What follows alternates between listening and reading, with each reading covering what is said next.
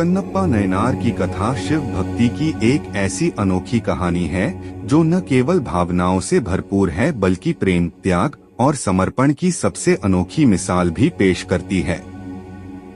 तो कथा कुछ इस प्रकार है। बहुत समय पहले दक्षिण भारत के एक गांव में एक सरल स्वभाव, भोला भाला शिकारी तिन्नन रहता था। उसे जंगलों में घूमना, शिकार करना और अपनी जिंदगी बस मस्ती में बिताना पसंद था। एक दिन जंगल में उसे एक शिवलिंग दिखाई दिया। तिन्नन के लिए यह कोई साधारण चीज नहीं थी। उस शिवलिंग में कुछ ऐसा आकर्षण था कि उसे देखकर उसका दिल बस उसमें रम गया। उसके मन में एक अजीब सी खिंचाव, एक अनोखी भक्ति की भावना जाग उठी। वह सोचने लगा, क्या ये मेरे भगवान हैं? क्या मैं इनकी पूजा कर सकता हूँ? तिन्नन ने तुरंत अपना शिकार जो भी था उसे शिवलिंग के सामने रख दिया और अपनी तरह से पूजा करने लगा। उसने सोचा, ये मेरे भगवान हैं, मुझे जो भी अच्छा लगता है वो सब इन्हें अर्पण करूंगा। बिना किसी नियम या विधि विधान के वो अपनी भोली भक्ति से शिवलिंग की सेवा करने लगा। वह प्रतिदिन आता, अपने शिकार का सबसे अच्छा हिस्सा शिवलिंग को चढ़ाता और वन में मिले फूलों से उसे सजाता। गांव के लोग उसकी इस पूजा को देखकर चकित रह जाते। कुछ तो उसका मजाक भी उड़ाते, पर तिन्नन पर कोई फर्क नहीं पड़ता। उसके लिए बस उसके भगवान, उसके भोलेनाथ ही सब कुछ थे।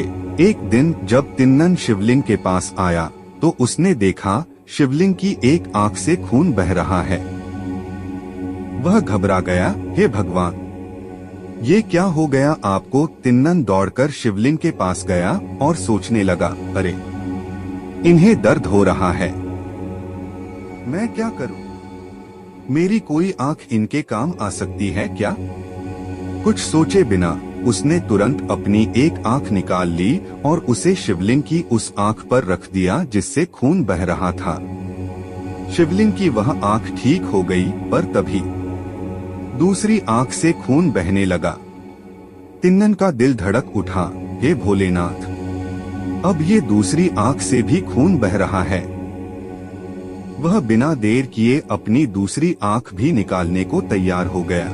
उसने शिवलिंग की दूसरी आंख पर अपनी आंख रखने के लिए अपने पैर से निशान बनाते हुए अपनी दूसरी आंख निकालनी शुरू की।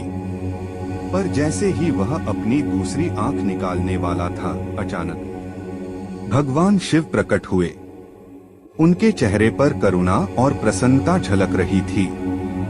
भगवान शिव ने उसके हाथ को थाम लिया और कहा, रुको मेरे प्रिय भक्त, तुम्हारी भक्ति ने मुझे जीत लिया है।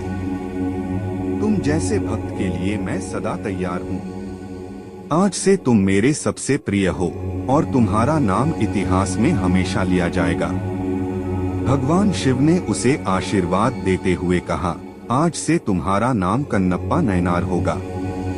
तुम्हारी भक्ति की गाथा सदैव अमर रहेगी। कन्नप्पा की आंखों से आंसू बह निकले, पर अब उसे किसी भी दर्द का कोई एहसास नहीं था।